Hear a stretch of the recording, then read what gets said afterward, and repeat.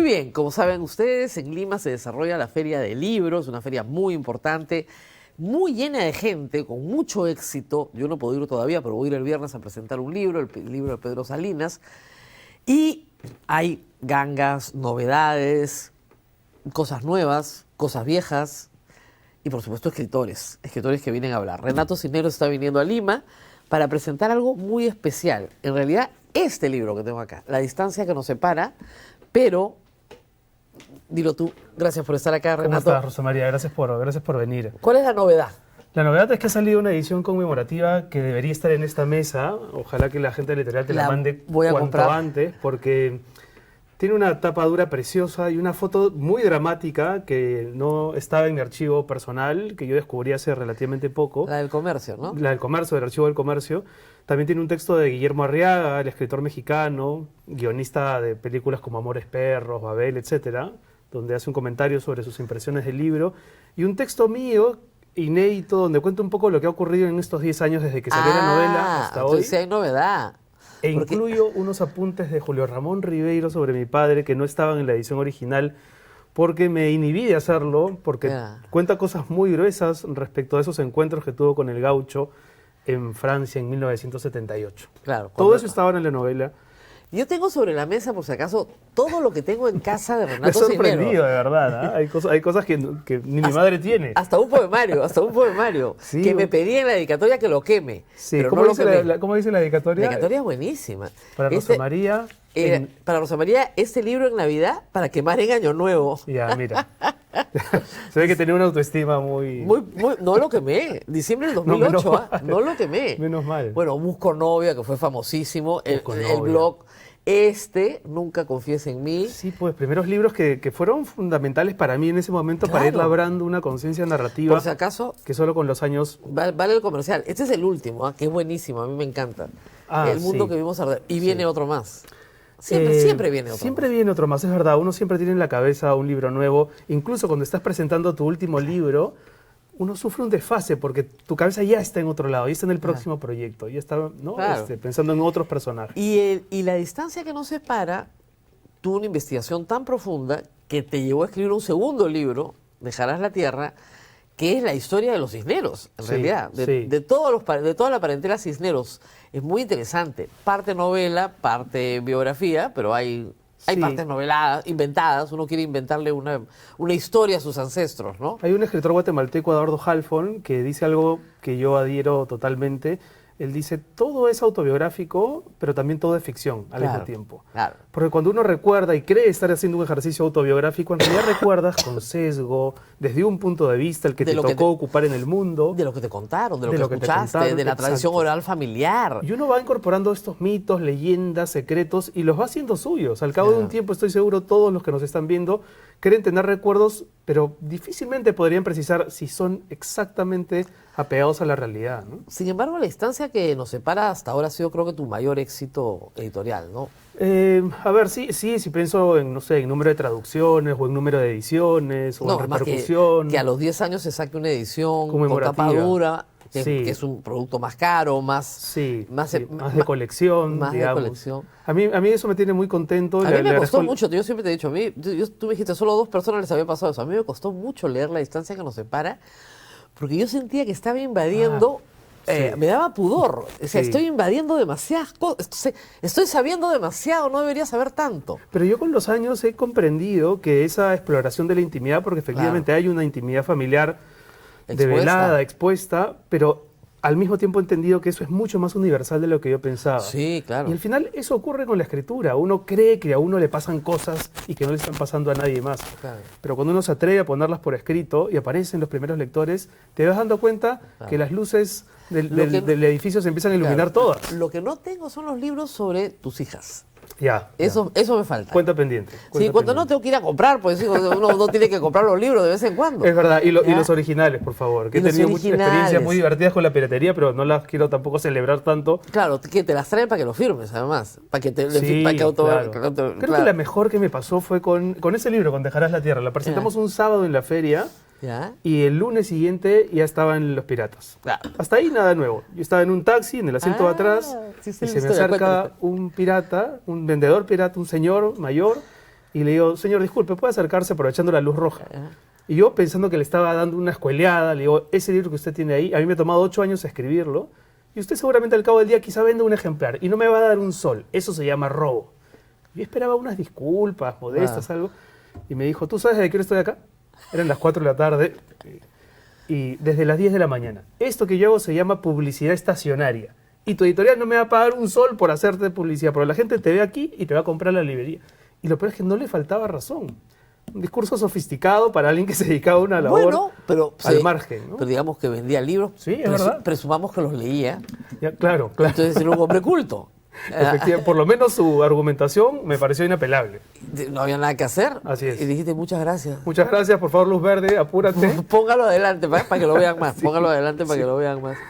Vienes a Lima para presentar esto, pero no eres una persona, como siempre digo, ajena a lo que pasa en el Perú. Sin embargo, no vives en el Perú. Sí. ¿Cómo es esto de ver el Perú a la distancia? Yo a veces veo tus crónicas donde dices que te levantas pues a la madrugada para seguir al equipo. A la U. A la U, sí, que juega. Eso es innegociable. Yo cuando escucho a mis amigos peruanos que ya llevan años afincados en Madrid, Raúl Tola, por ejemplo, que presumen de ser hinchas del Atlético, o del Barcelona o del Real Madrid, eso es mentira. A uno se le inocula un hinchaje cuando es chico, pero y vive con eso para toda la vida. Y te tienes que levantar a las 3 de la mañana para ver los partidos. Es irresponsable, porque me levanto para ver partidos de la U que ni siquiera son partidos realmente trascendentes, para acostarme a las 5 de la mañana y levantarme a las 7 para llevar a mis hijas al colegio. Mi esposa no lo entiende, pero son... Y tu esposa es peruana, además. Es peruana. Pero mira, hay muchos peruanos que viven fuera, somos más de 3 millones, y muchos sí rompieron sus vínculos con el Perú, deliberadamente. No quieren saber nada del país del que se fueron, por las razones que sea, pero hay muchísimos otros, yo sospecho la mayoría, que no podemos estar desentendiéndonos de lo que pasa en el país, porque aunque uno se va, siempre se vincula, ¿no? Mi familia vive acá, soy mi madre, mis hermanos. Entonces, cuando existe este señalamiento de si tú vives fuera, no puedes opinar sobre lo que pasa en el país que dejaste. Pero hay días que ustedes, yo estoy en un chat con Renato, con varios que están en España. No hay que revelar el nombre de ese chat, por favor. No voy a revelar el nombre de ese chat. Saben más que los que estamos en Lima. Porque hay esa necesidad de suplir con información la falta de presencia física. Como digamos, nuestra madrugada, ellos ya están despiertos. Claro. Entonces tú te levantas a las 6 de la mañana y te encuentras con toda la discusión de lo que ya vieron, ya discutieron, ya has metabolizado muchas cosas, ya has están entendido. Absolutamente metidos en el tema. Ahora, ¿te ha pasado que la distancia que nos separa sea... Tú digas, no estoy entendiendo porque no estoy en el Perú? Bueno, evidentemente hay cosas que se pierden también, ¿no? O sea, se gana una cierta perspectiva. Claro, ¿no? De lejos lo ves mejor. Valoras cosas que antes juzgabas negativas y te das cuenta que no lo eran tanto. Claro. Ves también, escuchas las opiniones de mucha gente al respecto de tu país y ese es un feedback desde muy fuera. rico. Pero sí, se pierde algo de la cocina del día a día, ¿no? Y muchas veces yo he tenido que buscar más información para entender un determinado caso de corrupción o escándalo político. Terminas también conociendo mucho la realidad política española, que tiene lo suyo, que en estos 10 años se ha latinoamericanizado y eso no es un elogio. Cuando yo llegué hace 10 años a España, yo veía los debates de la Cámara de Diputados de verdad con admiración, porque incluso, sea de derecha o de izquierda quien exponía, los debates eran argumentaciones consistentes, plagadas de ideas. Hoy el insulto se ha convertido en la moneda corriente y ya se habla incluso hoy de lo que se empezaba a hablar en el Perú cuando yo me fui, de vacancia presidencial. Sí, hoy todavía no es una figura en España tan admitida. No existe eso. Pero cuando yo me fui hace 10 años, con Humala de presidente, en esa época en que los gobiernos duraban 5 años, ¿te acuerdas? Ese exotismo presidencial de durar 5 años, ya se empezaba a hablar de vacancia. Pero es verdad que la política en España, concretamente, que es donde vivo, se ha venido pauperizando de manera acelerada, ¿no? Y esta vena periodística política no la dejas nunca, ¿no? Pese a los proyectos de escribir novelas de ficción. Sí, creo que la he ido dejando, aunque... Sí, mi última novela también tiene un poco de abordaje periodístico. Claro. He intentado que sea más literario que periodístico, pero es que uno no puede tampoco renunciar a las cosas que son fundamentales en uno, ¿no? A mí el periodismo me viene por línea sanguínea, la escritura también, pero al mismo tiempo me impongo la obligación de tratar de variar de registro de voces, de explorar historias que no necesariamente me resulten cómodas de escribir. Claro. Ya no quiero abundar en la memoria familiar, ¿no? No, el mundo Lo que cual el mi mundo, familia celebra mucho, por que, cierto. obviamente, el mundo que vimos arder es eso, ¿no? Pero también sale de una historia familiar. Sí, siempre sale algo de uno, ¿no? O Claro. algo que uno conoce, o algo que uno ha visto, o algo que uno ha escuchado, Claro. para nutrir estas Claro, pero ficciones. es una mezcla divertida, porque es el Perú y la Segunda Guerra Mundial, Sí, ¿no? Y el piloto que es peruano, pero que es gringo, pero entonces están los temas de la migración, está todo mezclado.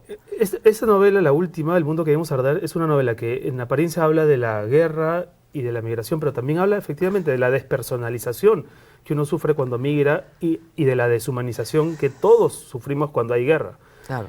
Cuando yo escribí esa novela todavía no había ocurrido la invasión a Ucrania por parte de Rusia, ni lo que está sucediendo, el genocidio en Franja de Gaza. Claro. Y para mí fue muy impactante ver cómo 80 años más tarde de la culminación de la Segunda Guerra Mundial, del término, toda esa lógica de violencia, esas justificaciones criminales, volvían a manifestarse.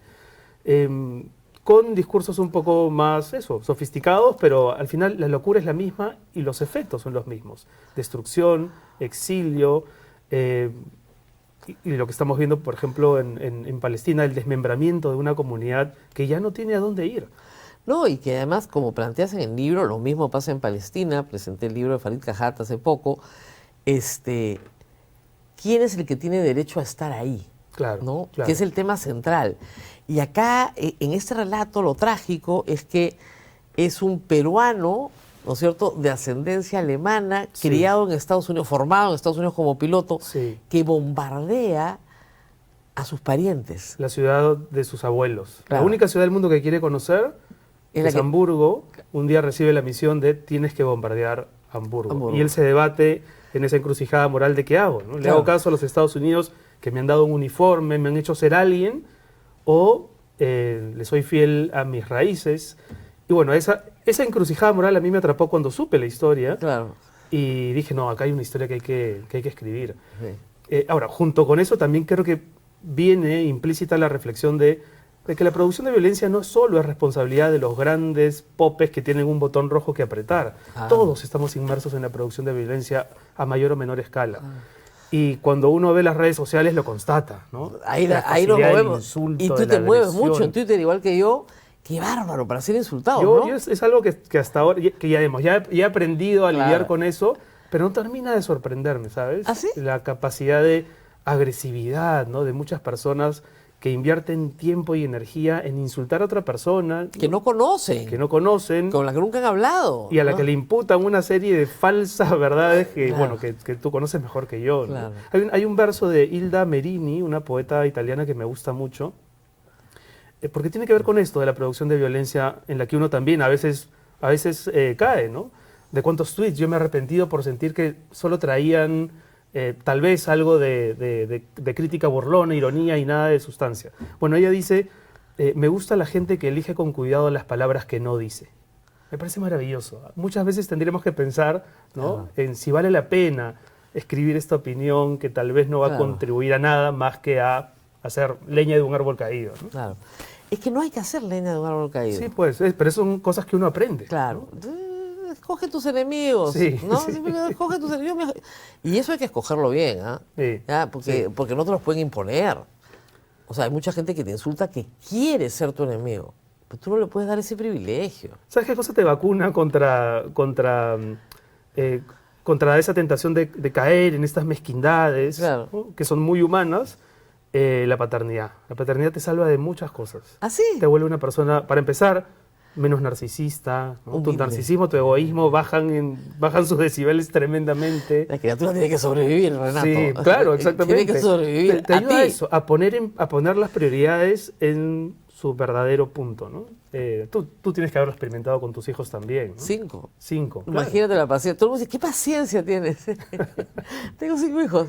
Bueno, sí, yo me he quedado en 2 hijas y ya. Ya creo no que- puede- la paciencia se te agota. Sí, no, Ya. además, siendo un migrante independiente que trabaja por su cuenta, tampoco da para soñar con una familia más larga. más Cuéntanos grande. un poco, antes de despedirnos, cuáles son las actividades editoriales. ¿Cuándo presentas el libro? Este domingo a las 7 de la noche en el Auditorio Blanca Varela, en la feria, voy a conversar con Roberto del Águila, que es un buen amigo, querido, sobre eso, sobre la novela, sobre qué ha ocurrido en 10 años, que todo cambió para mí, pero también para el Perú, sin duda. Cómo la figura de mi padre también ha ido evolucionando en ese tiempo. Y eso, yo espero que vaya la gente, que vayan los viejos lectores y ojalá nuevos lectores de esta novela. Evolucionando para bien. Sí, es que pensaba en que, mira, de ese tiempo hasta ahora han surgido muchos libros donde se examina la figura del padre. Claro. Porque es verdad que todos tenemos issues con el padre, pero ¿por qué? Porque el padre encarna muchas cosas. Para empezar, es la primera manifestación del poder en nuestra vida, ¿no? Es el que fija las normas, por lo menos en la tradición. El ordenador del mundo. Exactamente, ¿no? La madre es la certeza, la madre es la que está ahí. Claro. Con la madre no tienes dudas. Claro. El padre es enigmático, el padre Claro. sale a trabajar a un lugar que no conocemos necesariamente. Claro. A veces va y no regresa, ¿no? Claro. Entonces, como es la figurita difícil del elenco, la literatura apunta a eso, ¿no? Ahora, a escribir sobre lo que no está. Hay una pregunta que... Escribirlo sin haber sido tu padre, Mm. ¿no? Y ahora tienes otra perspectiva, ¿no? Sí, ¿y sabes cuál es ese cambio de perspectiva? Yo a veces me doy cuenta que mi padre aparece, ¿no? Aparece de las maneras más insospechadas. Claro. Me veo diciendo cosas que él decía. Igualitas. Y aunque yo siempre me he leído y me he juzgado y he defendido Claro. mis posiciones Ah. sintiéndome un hombre progresista, de ideas Claro. progresistas, yo creo que todas mis ideas y teorías respecto de cómo debe ordenarse el mundo Ajá. solamente van a medir su verdadera fortaleza el día que mi hija mayor venga o la siguiente a decirme algo que no me guste, algo que me haga pensar en si de verdad yo soy como creo que soy, ¿no? Si en verdad soy todo lo progresista y digamos, liberal que quiero ser. Bueno, lo sabré cuando mi hija venga a decirme, no quiero estudiar en la universidad, quiero dedicarme a esto, me gusta tal persona, ¿no? Si lo hubieras tenido que escribir 10 años después, pues sabes que le pregunto a mi marido, que es muy gracioso, me dijo, ¿tiene un final diferente?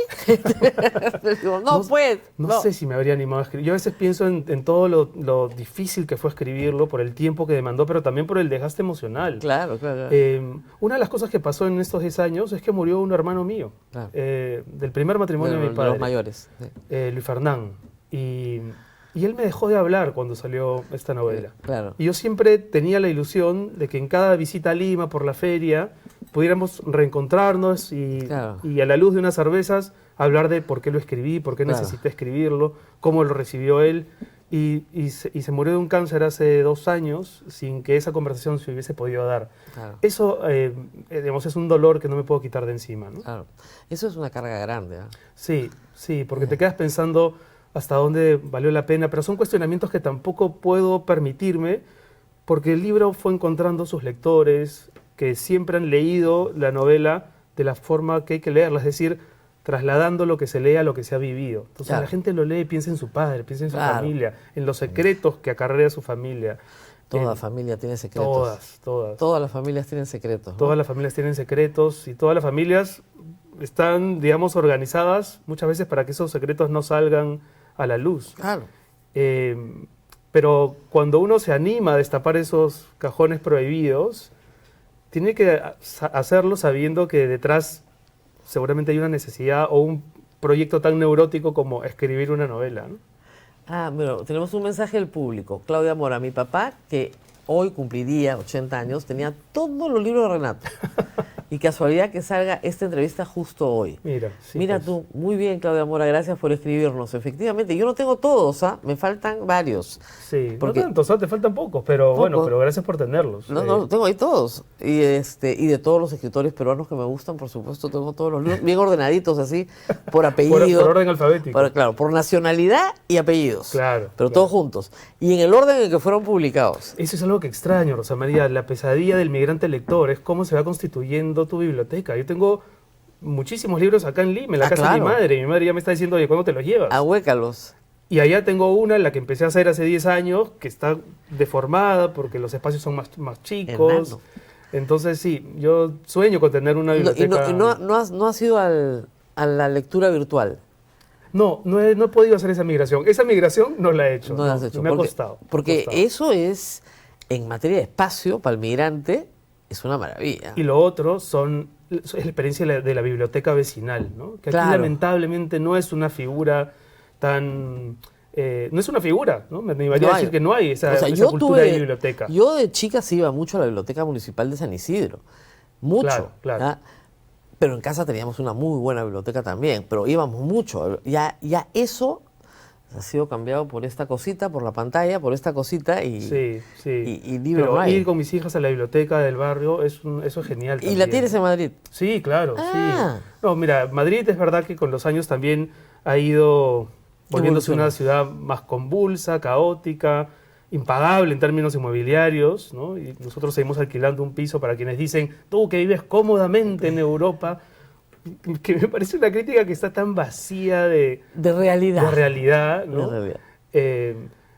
A pesar de eso, sigue siendo una ciudad en la que tú puedes caminar 500 metros con la seguridad casi Que al no te pasa 100% nada. de que nadie te va a agredir.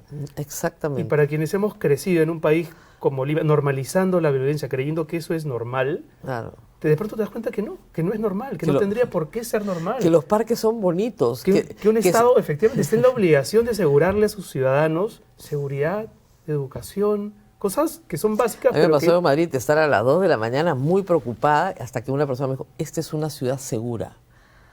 Entonces yo, no estás en Lima, esto es seguro. Yo cuando recién llegué, creo que esto te lo he contado, estaba en el andén del metro, ¿no? Fascinado con su funcionamiento y veía un señor que estaba mirando su reloj desesperado, voltea, se encuentra con mi mirada y me dice, esto es increíble, antes pasaban cada 3 minutos, ahora cada 5.